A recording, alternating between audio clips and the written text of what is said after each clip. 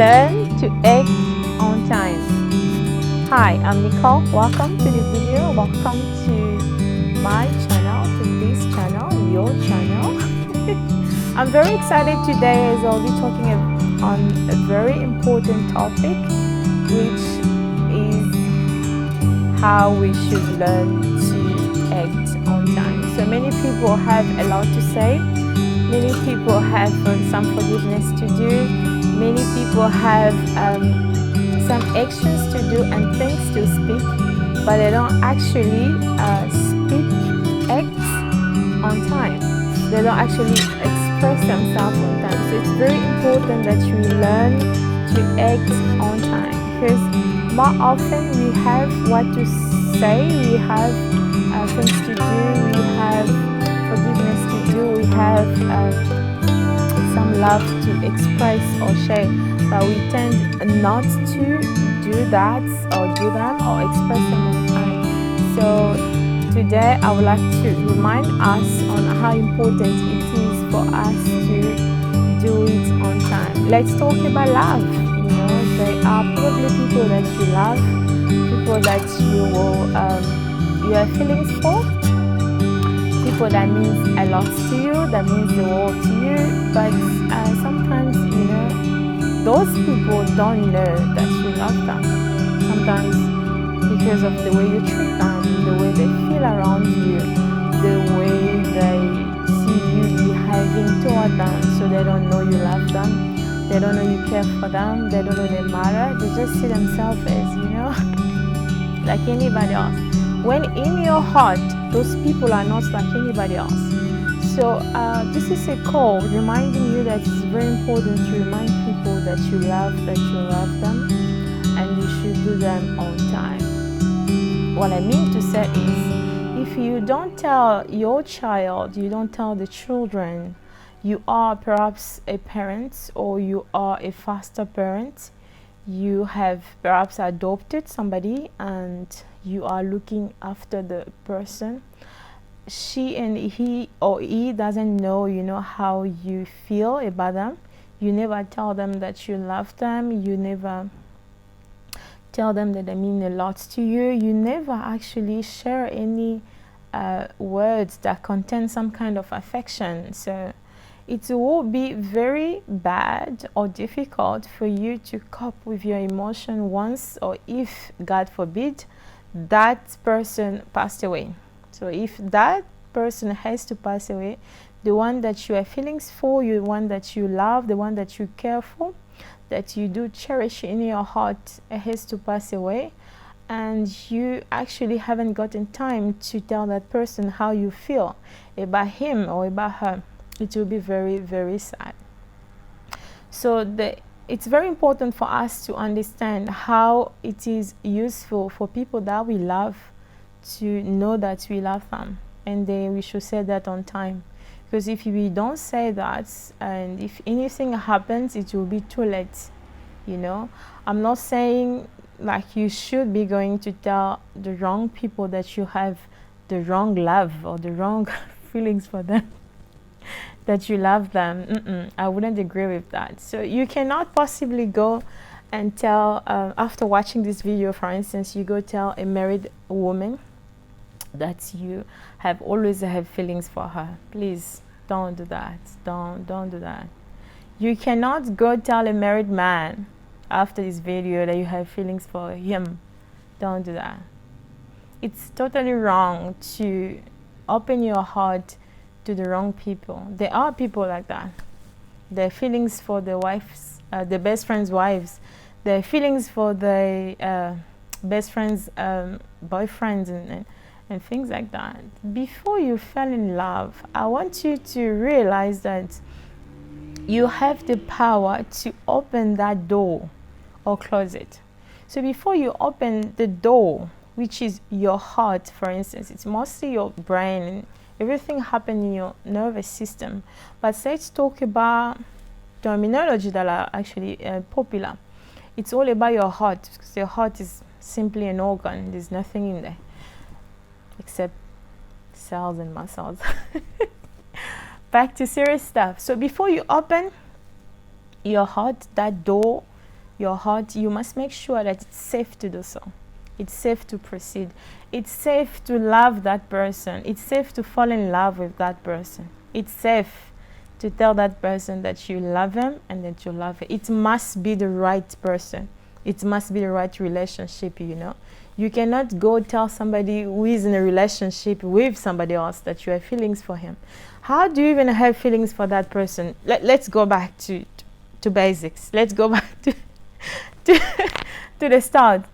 You cannot open your heart for somebody who's already busy or occupied in a relationship with somebody else. Before you open your heart to anybody, you must make sure that it's safe to do so.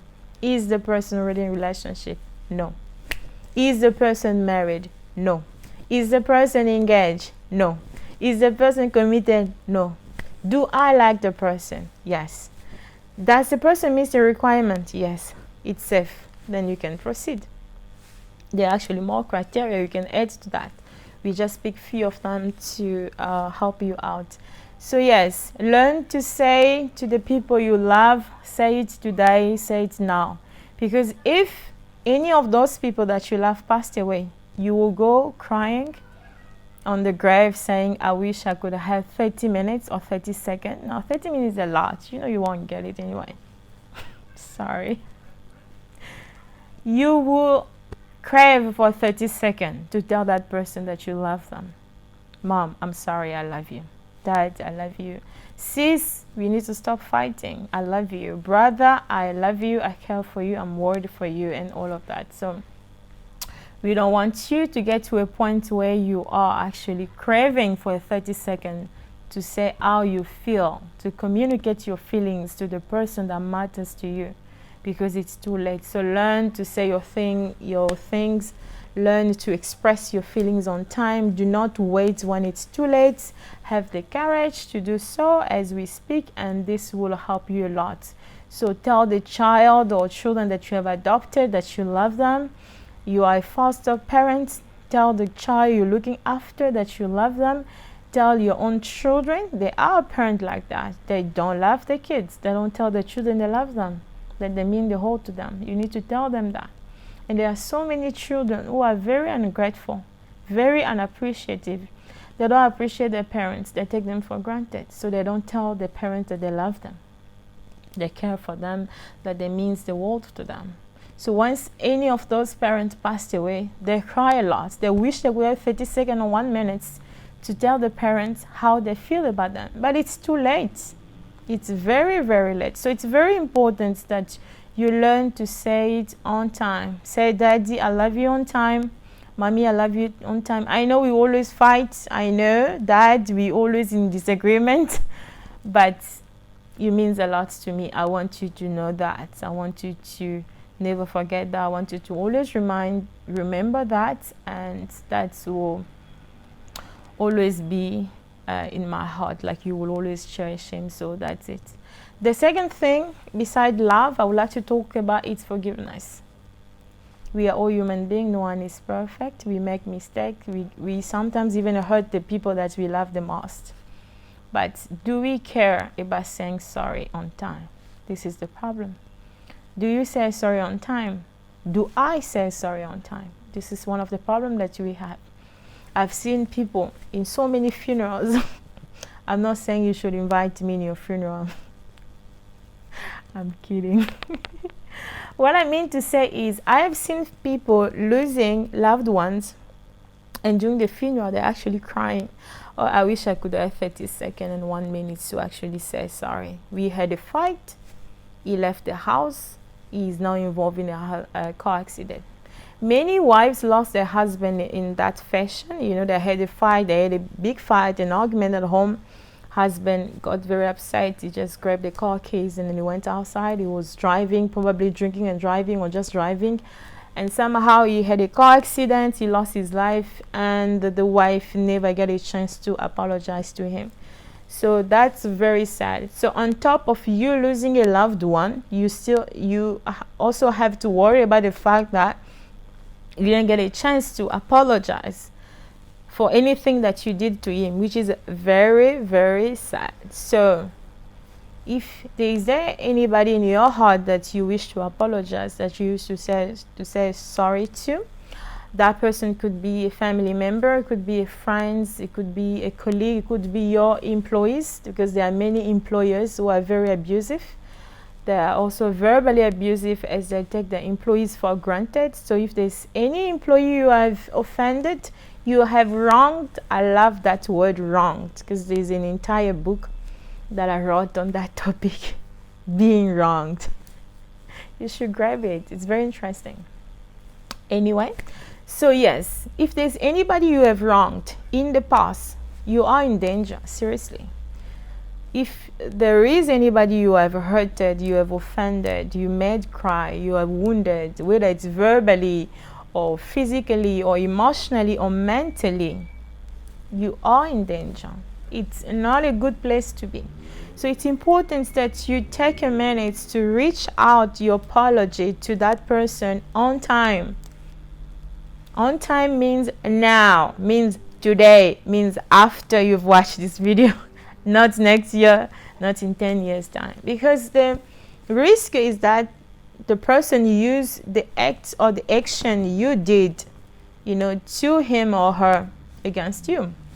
What could be revenge? You don't want revenge, so you have to fix it. You have to fix it now. Another thing, if the person passed away, you would wish you had apologized.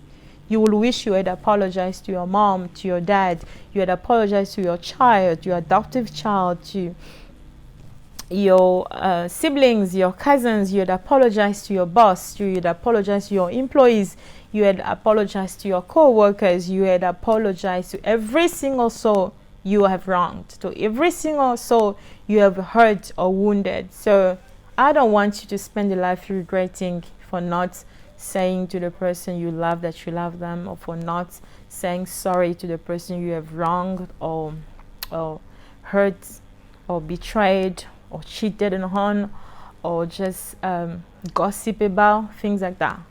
So I want you to spend a life whereby you're a human being, you made a mistake, it's part of the past, but you acknowledge, and you actually reach out to the person, you do your part. If you will not be forgiven, that's okay. Who says you must be forgiven? But you must take the first step of recognizing you have been wrong and you apologize for it. You stop there.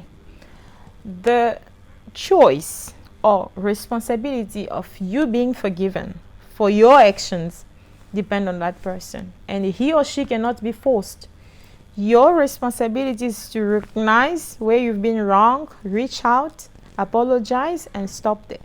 It would depend on that person if he or she will want to forgive you, but you will have a clear conscience, knowing like you have played your part, and you just stop there. So that's it. Besides that, there's another thing that we also do. We also don't do on time, which is to speak on time. Many people don't speak on time. They don't tell, what they have in mind. You just keep it there. The more you keep, the more it gets worse. Let's talk about abuse. Do I talk about abuse a lot in my video? Yeah.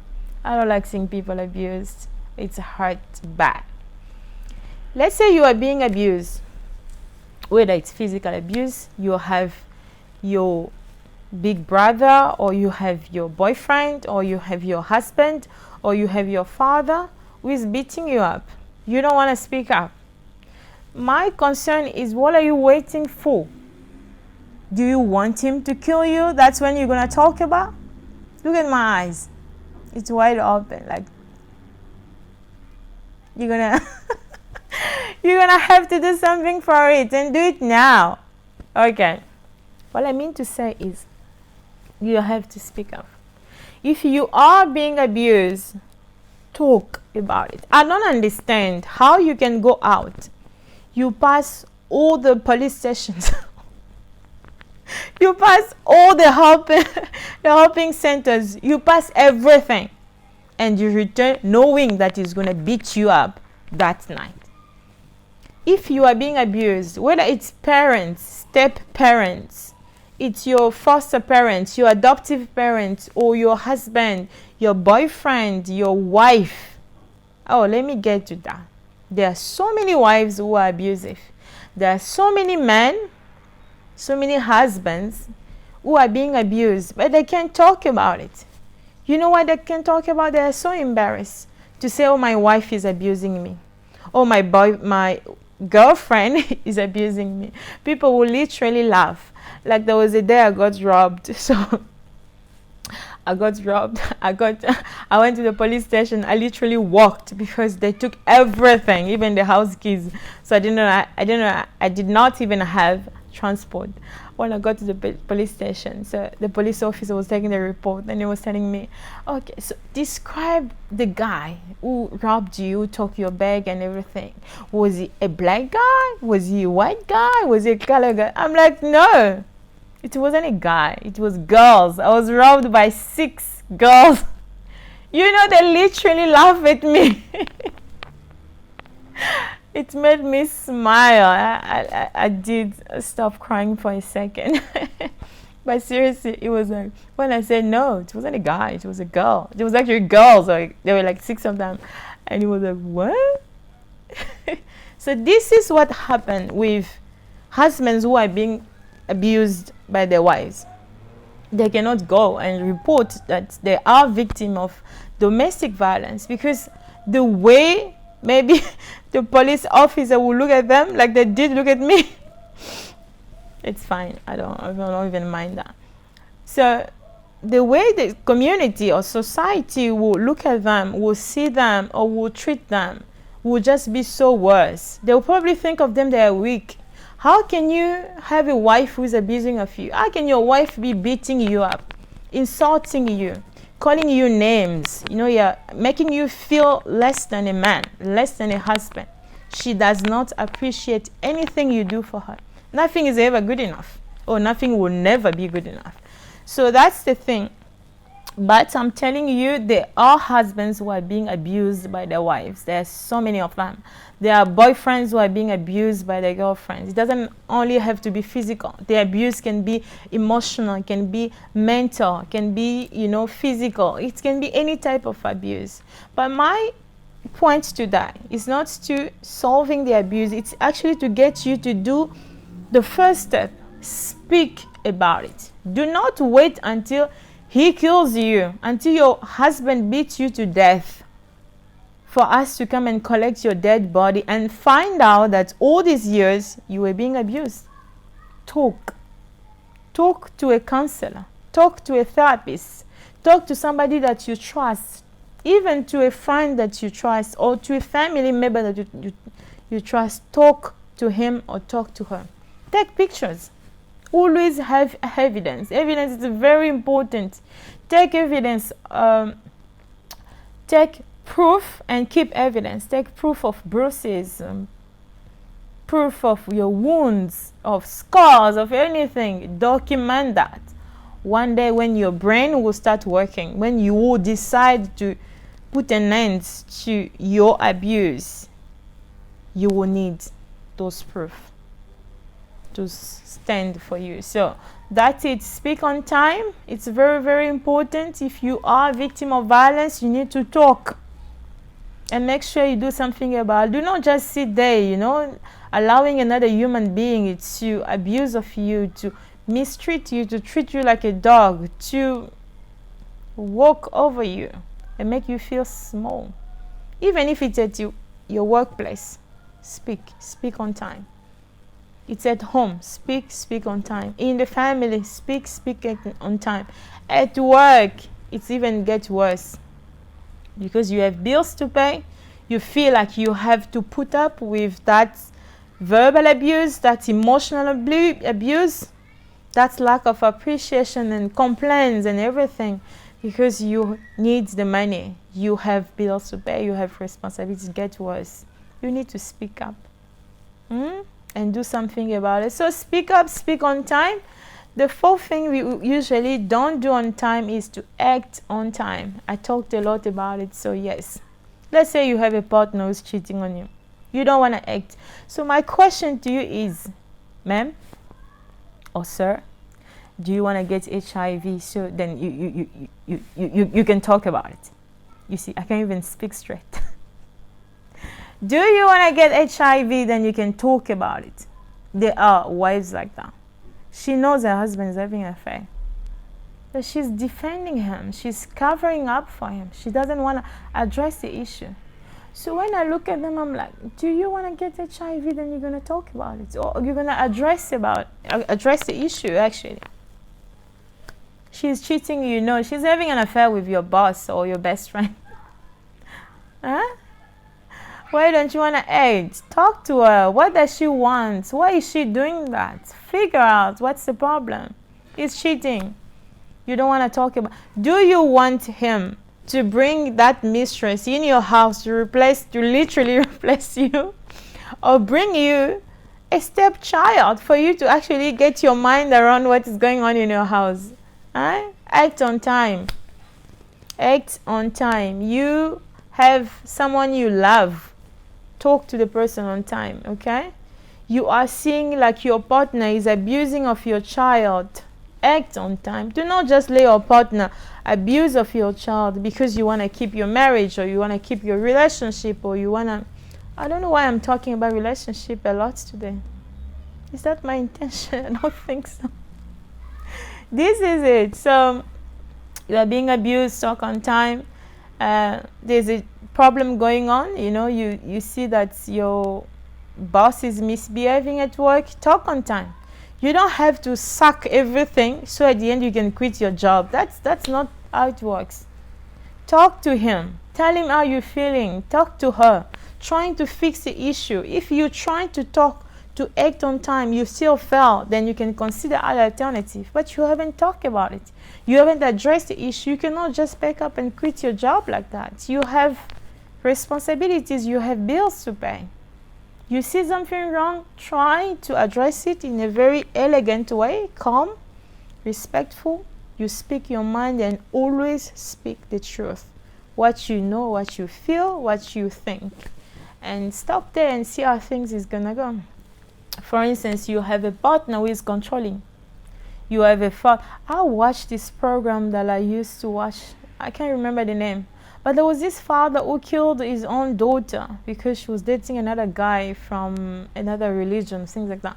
But I watched it, I was very shocked. I'm like, why will you wait until your father kills you for you to...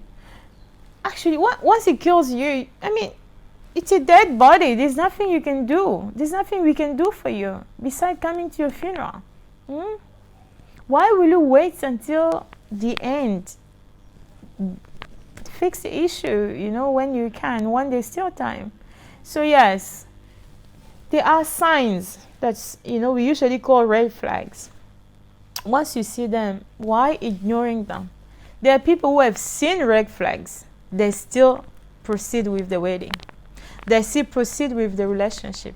They still proceed with the trip. You saw red flags, like you moving into that country, you getting that visa, you starting that you saw like starting that business will not work. You had a lot of red flags. You saw that putting money into that type of investment will not be productive. You had all the red flags, like, you know, investing into that business or making that type of investment will not be productive at all. But you choose to ignore them. You took all your saving, you invest into that business.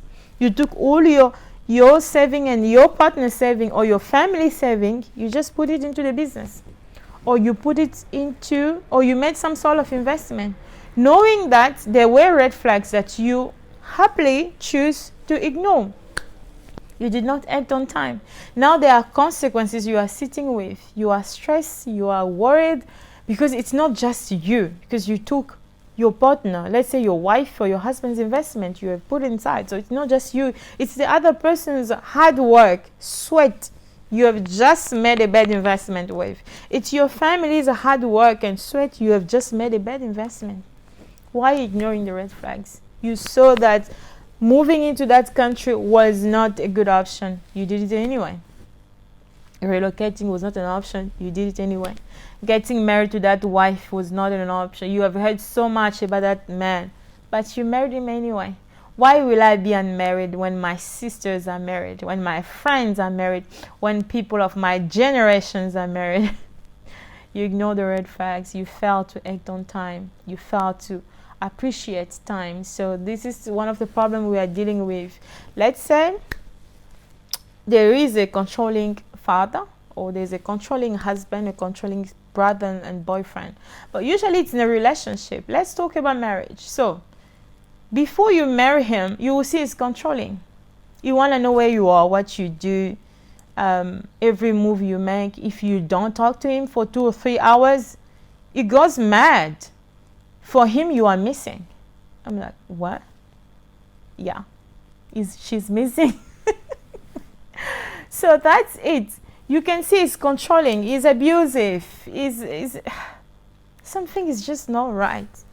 You choose to ignore all of that. You fail to act on time. If you haven't yet act on time, please look at all the red flags that you are dealing with, trying to sort out the issue before you close the deal.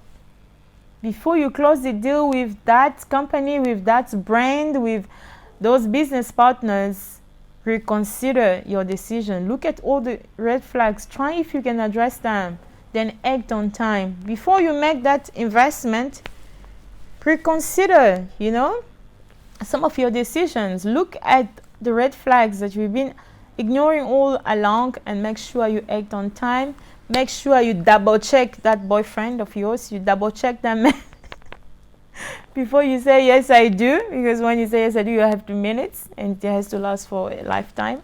So you must take your time and make sure that you make the right decision and you act on time. So yes, there are so many people who are delaying their speech, delayed to say that they love the person, delayed to share their feelings, delayed to forgive, delayed to act on time. But I don't want you to be one of them.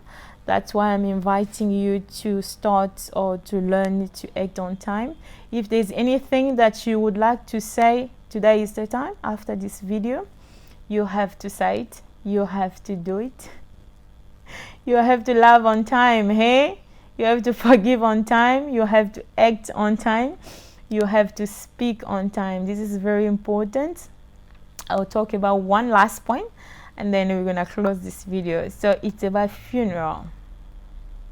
This is something that kills me personally. Whenever I go to the funeral,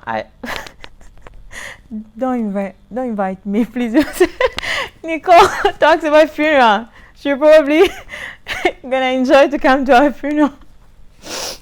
So the thing is, when the person is alive, we don't tell the person that we love them, what they mean to us, how we like them, things like that. And then we wait until they die, and then we come to the funeral to say all those sweet speeches.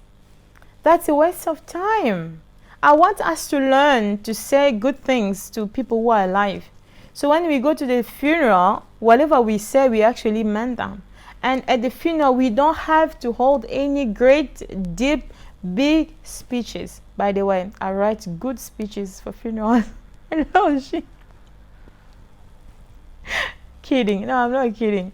So yes, so it's important when the person is alive, you actually tell the person how you love them, how you like them, anything good about them. They need to know that. Even when they die, they will die with that knowledge that you like the way they were doing their makeup, or you like the way they smile, you like her patience, or you like how she handles problem, you like how he has a generous heart, you like something about them. There are so many people who don't give compliments, who do not appreciate, who do not say anything at all. Nothing good, no good speeches. But once the person dies, they come to the funeral, they will have a whole bunch of sweet speeches. I want people to start being honest and truthful and act on time. Let's talk about me. For instance, you like the way I do my acrylic back to back, which is quite unhealthy because you cannot do acrylic back to back. It's very unhealthy for your nail plates. But when I was alive, you never tell me, oh Nicole, I like the fact that you do your acrylic back to back. You don't give time to your nail plates to breathe. That's just a funny example. Now I passed away, you come to my funeral. And then you have these long speeches. Oh, this Nicole was really somebody who was doing acrylic back to back. And I like the fact that she kept on doing it for quite some time. I'm going to wake up. Oh no, if you do that, I'm going to wake up. You're probably going to see me in your bathroom brushing your hair every night before you go to bed. So don't come with sweet speeches. So I made this fun example just to tell you it's really important that you tell the person how you feel when the person is alive. So another last thing I will mention about it's the flowers. Give people flowers when they're alive. Stop putting flowers on the grave. I know many people would disagree with me, which is okay, because for so many years, as human beings are used to going to the graveyard, going to our loved one's grave and putting flowers. Some even go every month to put a new bouquet. Are you out of your mind? Stop doing it, please. Flowers should be given to people who are alive. It's a sign of appreciation. It's a good investment. Why are you giving flowers to the dead? People who are dead, they can no longer appreciate the flowers. They can no longer enjoy it. They can no longer see its value. It's kind of a waste. You will tell me I don't have a problem with wasting my money laying flowers on my loved one's grave, which is not a problem. But I have a problem with you not appreciating people who are still alive and in your life. So let's say your mom passed away. You never got a chance to give her a flower all her life, or you had a fight when she passed away. Things happen. I want you to start taking those flowers and give to people who are alive. When you give to the living, you are paying back the debt that you have in your conscience for not giving flowers to your mom when she was alive. Your wife passed away. Leave that grave alone like that. Do not lay flowers on. Take the flowers, the bouquet that you want to give to her, purchase. Keep that bouquet. Go give it to a living person. You don't necessarily have to know the person. Give it to somebody else who is alive, who will appreciate its value. This will be a lesson for you and I, a lesson for all of us to start acting on time. So it's very important that we actually give flowers to the living, not to the dead at all. I'm going to say it again. It's also written in the books about my life story. When I die, no flower should, be laid on my tomb or my grave or be brought in the graveyard. I don't want flowers. Do not bring flowers at my funeral. Once I die, come with my funeral with a makeup. Put lash extension if you're a woman. Put heels. Come happy. Because you are reflecting the life that Nicole had when she was alive. No flowers, okay? No flowers on any graveyard at whatsoever. So you lost a sister, you lost a mother, you lost a father, you lost a husband, a wife, a child, a sibling, a colleague, an employee, a boss, business partner, investors, all of that.